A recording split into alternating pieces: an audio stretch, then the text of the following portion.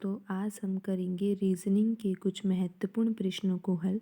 दोस्तों, ये प्रश्न गत वर्षों में परीक्षाओं में पूछे गए प्रश्न हैं और इन प्रश्नों के अभ्यास के माध्यम से आप अपनी परीक्षा की तैयारी को बेहतर कर सकते हो।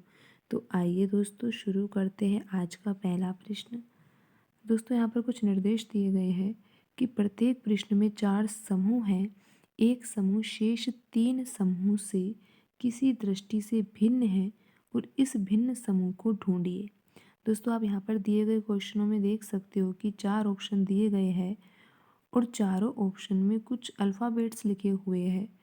और दोस्तों, इन चारों ऑप्शनों में से 3 ऑप्शन तो ऐसे हैं जो किसी गुण के आधार पर समान है और इन चारों ऑप्शनों में से एक ऑप्शन ऐसा है जो बाकी तीनों से भिन्न है। तो दोस्तों, हमें यहाँ पर उस भिन्न समूह को छांटना है दिए गए ऑप्शनों में से।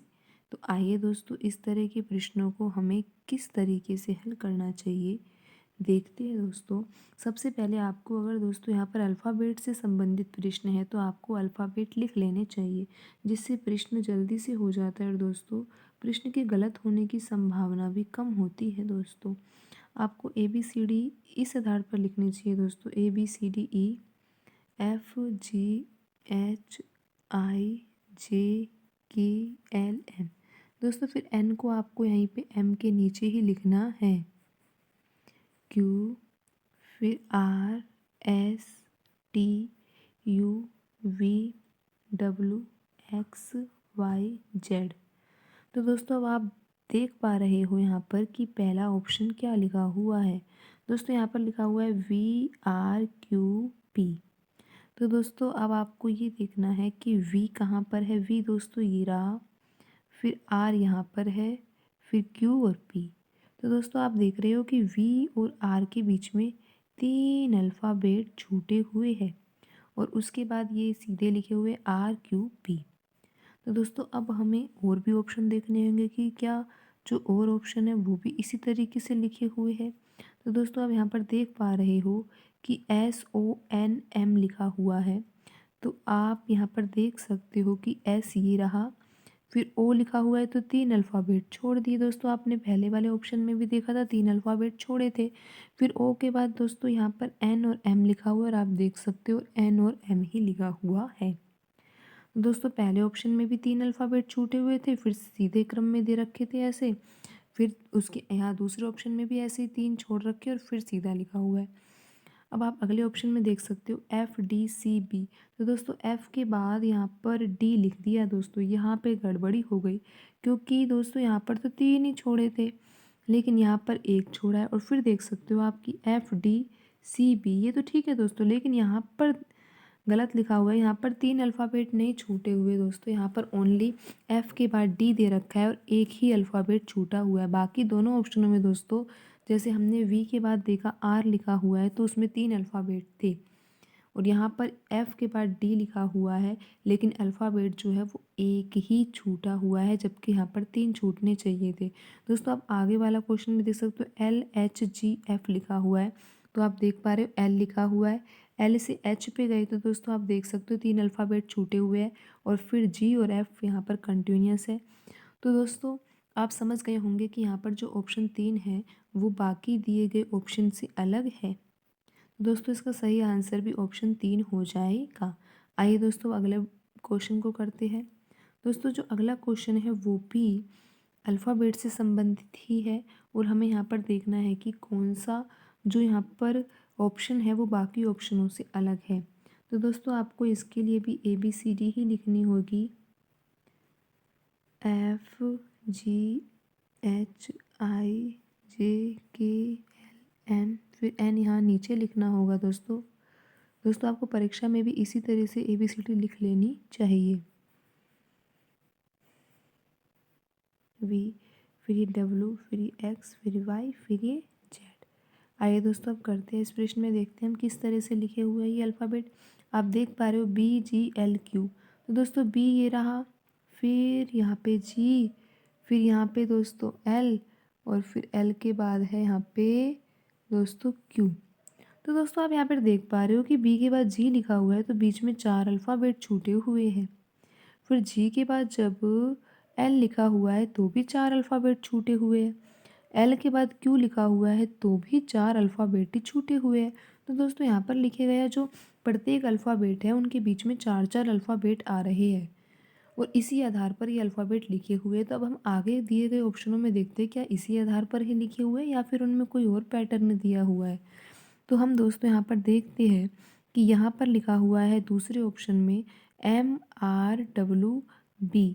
दोस्तों यहाँ पर क्या लिखा हुआ है MRWB और आप यहाँ पर देख सकते हो M ये रहा दोस्तों, R ये, फिर W ये और B ये। तो दोस्तों आप यहाँ पर देख सकते हो कि M के बाद जो R लिखा हुआ है तो उसके बीच में 4 अल्फ़ाबेट आ रहे हैं। फिर R के बाद W लिखा हुआ है तो भी 4 अल्फ़ाबेट आ रहे हैं और W के बाद B लिखा हुआ है तो भी बीच में 4 अल्फ़ाबेट ही आ रहे हैं। तो दोस्तों ये तो बिल्कुल सही लिखा हुआ है। फिर इससे आगे का ऑप्शन है दोस्तों INSX।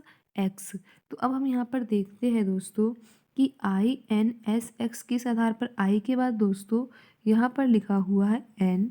दोस्तों यहाँ तक तो सही है क्योंकि 4 अल्फ़ाबेट छूटे हुए हैं। N के बाद दोस्तों S लिखा हुआ है तो दोस्तों आप देख सकते हो यहाँ भी 4 अल्फ़ाबेट छूटे हुए हैं और S के बाद दोस्तों X लिखा हुआ है तो 1 2 3 4 ये भी सही है। तो यहाँ भी दोस्तों जो तीसरा ऑप्शन है वो भी बिल्कुल सही है। तो दोस्तों हमारा आंसर तो चौथा ऑप्शन ही होगा, लेकिन फिर भी हम एक बार चेक कर लेते हैं कि यहाँ पर क्या भिन्नता है। दोस्तों ई के बाद जे लिखा हुआ है तो आप देख सकते हो ई के बाद जे ही लिखा हुआ है। तो दोस्तों यहाँ पर तो 4 अल्फ़ाबेट ही छूटे हुए हैं। फिर जे के बाद एन लिखा हुआ है दोस्तों, यहाँ पे गड़बड़ी हो गई। आप देख सकते हो कि यहाँ पर 3 ही अल्फ़ाबेट आ रहे हैं बीच में जे के बाद। जे के बाद के आ रहा है, एल आ रहा है और एम आ रहा है और उसके बाद एन लिख दिया। लेकिन दोस्तों हमने बाकी सभी जो ऑप्शन देखे हैं उनमें 4-4 अल्फ़ाबेट छूटे हुए थे। प्रत्येक अल्फ़ाबेट के बीच में 4 अल्फ़ाबेट थे और यहाँ पर दोस्तों जे और एन के बीच में 3 ही अल्फ़ाबेट है। आप आगे भी देख सकते हो कि एन और आर में कैसा संबंध है। दोस्तों आप यहाँ देख पा रहे हो कि यहाँ भी आर और एन के बीच में 3 ही अल्फ़ाबेट दिए हुए हैं।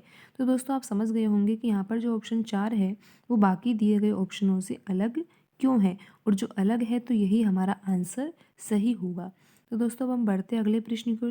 दोस्तों अगले प्रश्न में आपको कुछ संख्याएं दिखाई दे रही होगी।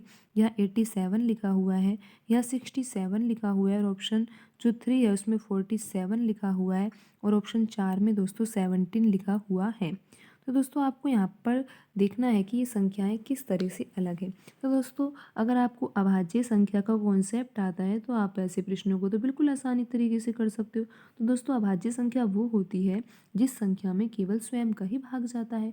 एक का भाग तो दोस्तों सभी संख्याओं में चला जाता है। तो अभाज्य संख्या की परिभाषा को हम इस तरह से व्यक्त कर सकते हैं कि वे संख्याएं जिसमें स्वयं का ही भाग जाता है, उसके अलावा और किसी संख्या का भाग उसमें नहीं जाता है, तो वह संख्या अभाज्य संख्या कहलाती है। जैसे कि आपको पता होगा दोस्तों जो 5 होता है उसमें 5 का ही भाग जाता है, लेकिन जो 6 होता है उसमें 2 का भाग भी जाता है। पूरा पूरा दोस्तों यहाँ पे पूरा पूरा भाग जाना चाहिए और 3 का भाग भी चला जाता है और 6 में 6 का तो जाता ही है दोस्तों, लेकिन 5 में सिर्फ और सिर्फ स्वयं का ही भाग जाता है। तो 5 अभाज्य संख्या है, लेकिन दोस्तों 6 कैसी संख्या है, 6 भाज्य संख्या है, क्योंकि 6 में 6 के अलावा और भी संख्याओं का भाग जा रहा है। तो 6 भाज्य संख्या है और 5 यहाँ पर अभाज्य संख्या है। तो दोस्तों आपको अभाज्य संख्या का कॉन्सेप्ट तो आना ही चाहिए। दोस्तों यहाँ पर 87 लिखा हुआ है और दोस्तों आपको पता है कि 87 में 87 का भाग तो चला ही जाता है। क्या कोई और भी संख्या है जिसमें 87 का भाग चला जाता है? बिल्कुल दोस्तों, अगर आपको याद आ रहा हो तो 87 में 3 का भाग चला जाता है। कितनी बार जाता है दोस्तों? 87 में 3 का भाग जो है वो 29 बार जाता है। आप देख सकते हो कि जब हम 87 में 3 का भाग देंगे तो दोस्तों हमें 29 प्राप्त होगा और जब 87 में 3 का भाग जा रहा है तो 87 तो फिर भाज्य संख्या होगी। बिल्कुल दोस्तों, 87 जो है वो भाज्य संख्या है, अभाज्य संख्या नहीं है, क्योंकि 87 में 87 का तो भाग जा ही रहा है और 87 में 3 का भाग भी जा रहा है और 87 में दोस्तों अगर 3 का जा रहा है तो आप अगर 29 का दोगे तो 29 का भाग दोस्तों 3 बार चला जाएगा, क्योंकि आपको यहाँ पर आंसर दिखाई दे रहा होगा, यहाँ 29 प्राप्त हो रहा है। तो आप इसी प्रकार अगर 87 में 29 का भाग दोगे तो आपको 3 प्राप्त हो जाएगा। तो दोस्तों जब 3 का भाग जा रहा है, 29 का जा रहा है, 87 का जा रहा है, तो 87 तो भाज्य संख्या हो गई।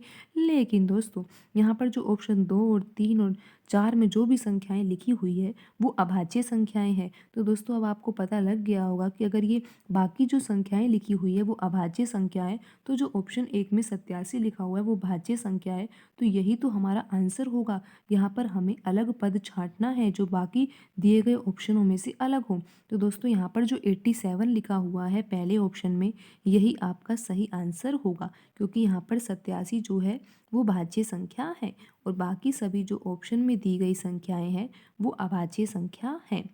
तो दोस्तों आज की वीडियो में इतना ही, मिलते हैं अगली वीडियो में। धन्यवाद दोस्तों।